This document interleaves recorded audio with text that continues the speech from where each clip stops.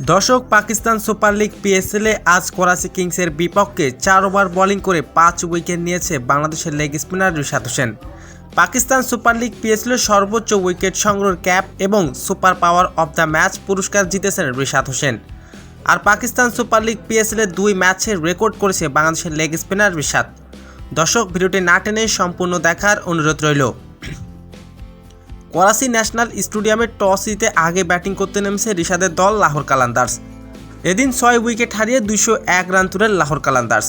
Fakhruzzaman 76 run এবং ড্রেল Mitchell 75 রানের 2 batsman এদিন 200 অবধি পার করেছেন। এই 2 ব্যাটসম্যান 202 রানের জবাবে ব্যাটিং করতে নেমে শুরু থেকে বিপাকে পড়ে যায় করাচি কিং।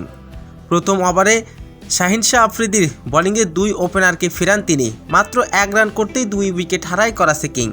এরপর বোলিংয়ে আসে বাংলাদেশের লেগ স্পিনার রিশাদ হোসেন। প্রথম ওভারের প্রথম বলে উইকেট তুলে নেন রিশাদ, ফেরান শান মাসুদকে। 18 রানে ফিরেছেন তিনি। ওই ওভারের চতুর্থ বলে আরও একটি উইকেটের দেখা পান রিশাদ, সেই বলে ফেরান ইরফান খানকে। তৃতীয় ওভারে এসে বোলিং করতে আবার একটি উইকেটের দেখা পান রিশাদ, সেই ওভারে ফিরেছেন আব্বাসকে। তবে এদিন নির্ধারিত 4 ওভার বোলিং করে 5 রান দিয়ে নিয়েছেন 5টি উইকেট।